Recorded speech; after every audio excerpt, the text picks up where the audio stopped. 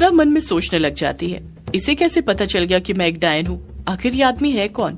चित्रा अगले ही पल जानबूझकर अनजान बनते हुए रज्जन से फिर बोल पड़ती है, ये तुम क्या बोल रहे हो? मैं कोई डायन नहीं हूँ। तुम्हें शर्म नहीं आती एक औरत को डायन बोलने में? रज्जन चित्रा को एकटक देखते हुए कहता है, औरत को डायन बोलने में शर्म आती है, पर एक डायन को डायन बोलने में कैसी शर्म? रज्जन की बात सुनकर चित्रा खामोशी खड़ी रहती है, पलटकर कुछ नहीं कह पाती है। जब चित्रा कुछ नहीं कहती है तो रज्जन ही फिर से बोल पड़ता है, तुम्हारी जुबान झूठ बोल सकती है पर तुम्हारी चोटी नहीं। मुझे अच्छे से पता है तुम एक डायन हो और तेरा पति एक भक्षानर। जैसे ही चित्रा ये बात सुनती है और ज्यादा शॉक्ड हो जाती है, उसके रोंगटे खड़े हो जाते हैं। चित्रा की आंखों में डर नजर आने लग गया था। रज्जन की बातों ने उसके अंदर डर पैदा कर दिया था। उसके समझ नहीं आ रहा था कि रज्जन को उसकी और अनुराग की सच्चाई के बारे में कैसे पता चल गया था। चित्रा मन में सोचने लग जाती है, इसे तो अनुराग के बारे में भी सब कुछ पता है। आखिर ये आदमी है कौन जो मेरे और अनुराग के सारे राज जानता है? ये कोई मामूली इंसान तो नहीं लगता। बात कुछ और ही है, मुझे पता करना ही होगा। रज्जन फिर चित्रा से बोल पड़ता है, बता मुझे, तूने और तेरे पति ने मिलकर यक्षिणी के साथ क्या किया? चित्रा हैरानी के साथ रज्जन से कहती है, ये तुम क्या बोल रहे हो? हमने यक्षिणी के साथ कुछ नहीं किया है। भला कोई यक्षिणी का क्या बिगाड़ सकता है? वो तो खुद बहुत शक्तिशाली है। रज्जन पलट कर कहता है, यक्षिणी शक्तिशाली तो है पर उसकी भी कमजोरी है, और उसकी कमजोरी है उसकी अच्छाई, जिसका तेरे पति और तूने फायदा उठाया है। चित्रा पलट कर कहती है, मैंने किसी का कोई फायदा नहीं उठाया है। ये तुम क्या बोल रहे हो? मेरे तो कुछ समझ नहीं आ रहा है। मैं भला यक्षिणी का फायदा कैसे उठा सकती हूँ? मैं तो अभी तक उससे मिली तक नहीं हूँ। रज्जन गुस्से के साथ चित्रा से कहता है, ये मासूम बनने का झूठा नाटक तू किसी और के सामने करना। मैं तेरी बातों में नहीं आने वाला। तू मुझे सच सच बता, यक्षिणी कहाँ पर है? तूने और तेरे पति ने उसे कहाँ पर गायब कर दिया है? चित्रा पलट कर कहती है, मैंने किसी को गायब नहीं किया है, न ही मैं अनुराग के साथ मिली हुई हूँ। मेरी तो वैसे ही उससे नहीं बनती है। हम दोनों की सोच काफी अलग है। चित्रा अपनी बात को आगे जारी रखते हुए अपनी दोनों भवें ऊपर उठाते हुए कहती है, और ये यक्षिणी कब गायब हो गई?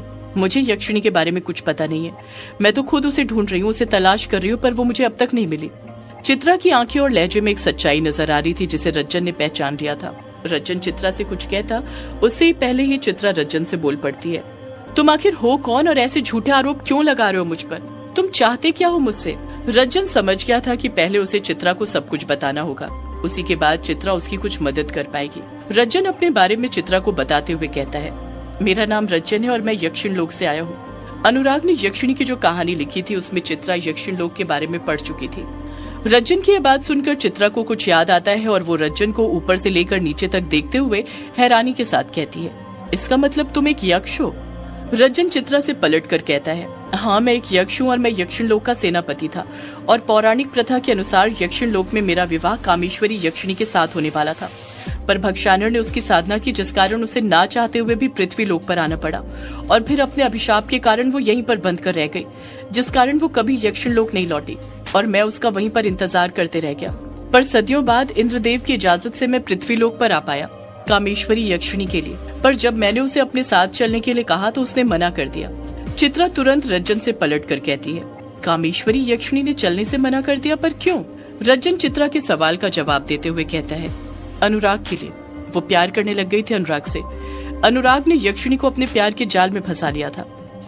जैसे ही रज्जन ये बात बोलता है चित्रा के होश उड़ जाते हैं। चित्रा मन में सोचने लग जाती है, इसका मतलब ये हुआ कि मेरा और प्रशांत का अनुमान सही था। यक्षिणी सच में अनुराग के साथ यहीं ग्रेवयार्ड कोठी में रहती थी।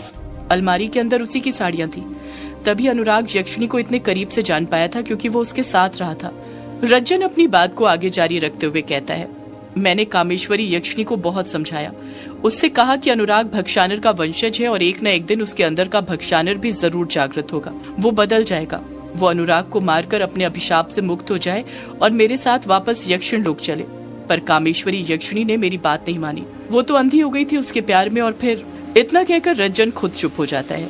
उसे कुछ ऐसा याद आ जाता है जो वो चित्रा को नहीं बताना चाहता था, इसलिए वो पहले ही चुप हो जाता है। जैसे ही रज्जन चुप होता है चित्रा उससे तुरंत पूछ पड़ती है, और फिर क्या, आगे बताओ।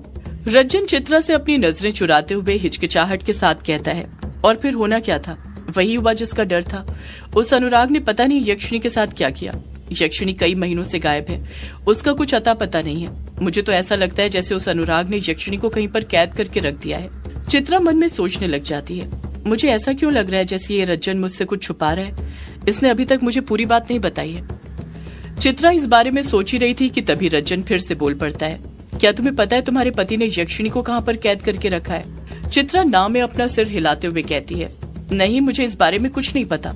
रज्जन पलट कर कहता है, तू झूठ बोलती है, तुझे सब पता है। चित्रा रज्जन को समझाने की कोशिश करते हुए कहती है, नहीं, मैं सच कह रही हूँ, मुझे इस बारे में कुछ नहीं पता, मेरी बात का यकीन करो। मुझे तो सच में अभी पता चला है कि यक्षिणी को अनुराग ने कैद किया है। इससे पहले तो मुझे ये लगता था कि वो यक्षिणी के साथ मिला हुआ है, तभी उसके लिए अमावस्या और पूर्णिमा की रात मर्दों के शिकार कर रहा है। रज्जन खामोशी के साथ चित्रा की सारी बातें सुनते रहता है, बीच में कुछ नहीं कहता है। चित्रा रज्जन को एकटक देखते हुए उससे पूछती है, तुम्हें ऐसा क्यों लगता है कि अनुराग ने यक्षिणी को कैद करके रखा हुआ है? यक्षिणी के गायब होने पर तुम उस पर शक क्यों कर रहे हो? रज्जन तुरंत पलटकर जवाब देता है, क्योंकि यक्षिणी उसी के पीछे गई थी।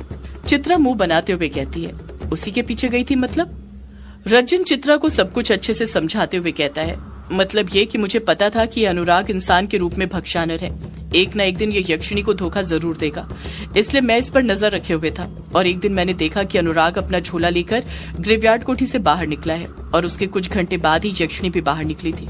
मैं यहीं ग्रेवयार्ड कोठी के बाहर बैठकर ही उनके वापस आने का इंतजार कर रहा था, पर वो दोनों वापस ग्रेवयार्ड कोठी आए ही नहीं। चित्रा बड़े गौर से रज्जन की सारी बातें सुन रही थी, क्योंकि उसे इन बातों की जरा सी भी भनक नहीं थी कि ऐसा भी कुछ हुआ था। रज्जन फिर बोल पड़ता है, अगली सुबह जब हुई तो सिर्फ अनुराग वापस आया, यक्षिणी वापस नहीं आई।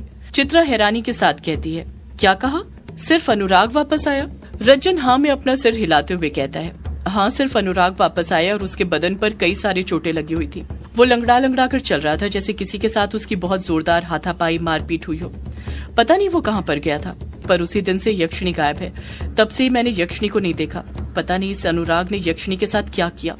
रज्जन की बातें सुनकर चित्रा का दिमाग चलने लग जाता है और वो मन ही मन सोचने लग जाती है, कहीं ये रज्जन उसी दिन की बात तो नहीं कर रहा है जब अनुराग पंचिम गांव गया था। आखिर वहीं पर जाने के बाद तो अनुराग के पैर में चोट लगी थी और फिर उसका व्यवहार बदल गया था। प्रशांत ने भी तो मुझे यही बताया था। रज्जन फिर चित्रा से बोल पड़ता है, मैं पूरे विश्वास के साथ कह सकता हूँ कि इस अनुराग ने ही यक्षिणी के साथ कुछ न कुछ किया है। उस दिन से मैंने इस पर और ज्यादा नजर रखनी शुरू कर दी थी।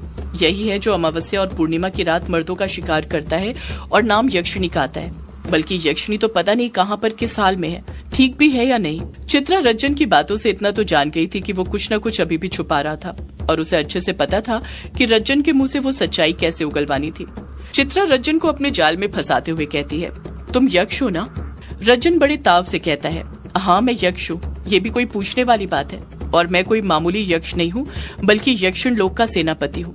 चित्रा अपनी अगली चाल चलते हुए रज्जन से कहती है, अगर तुम इतने ही बलशाली हो तो तुम खुद अनुराग से जाकर क्यों नहीं पूछ लेते हो कि उसने यक्षिणी के साथ क्या किया है, यक्षिणी कहाँ पर है? इस तरह छुप छुप कर उस पर नजर क्यों रख रहे हो? रज्जन ताव ताव में पलट कर बोल देता है, मैं चले जाता अनुराग से ये पूछने के लिए, मैं उससे डरता थोड़ी हूँ, पर अब मेरी शक्ति मेरे पास नहीं है, वो जा चुकी है। चित्रा हैरानी के साथ रज्जन से पूछती है, क्या कहा? तुम्हारी शक्ति चली गई, पर कैसे? रज्जन अफसोस भरे लहजे में खोए हुए अंदाज के साथ कहता है, मेरी एक गलती की वजह से।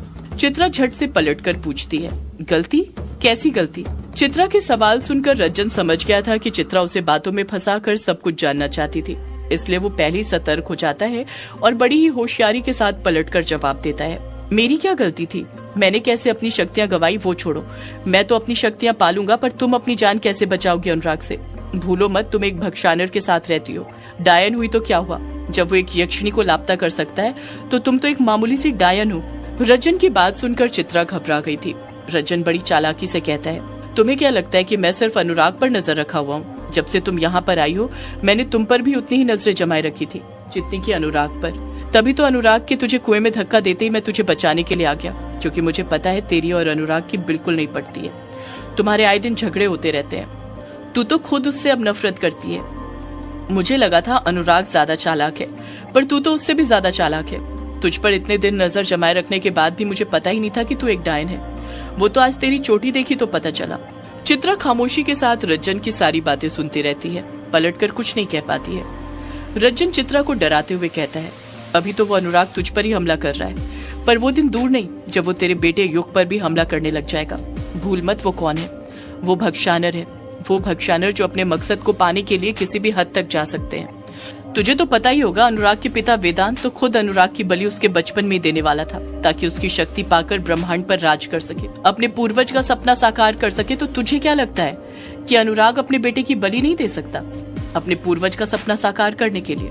रंजन की बातों ने चित्रा को बहुत ज्यादा डरा दिया था, इतना ज्यादा कि अपने बेटे की फिक्र के कारण उसकी आंखें नम होने लग गई थी। चित्रा नम लहजे के साथ युग की चिंता व्यक्त करते हुए रंजन से कहती है, नहीं, मैं अपने बेटे युग को कुछ नहीं होने दे सकती। मुझे मेरा बेटा मेरी जान से भी ज्यादा प्यारा है। तुम बस बोलो मुझे क्या करना है, मैं सब कुछ करने के लिए तैयार हूँ।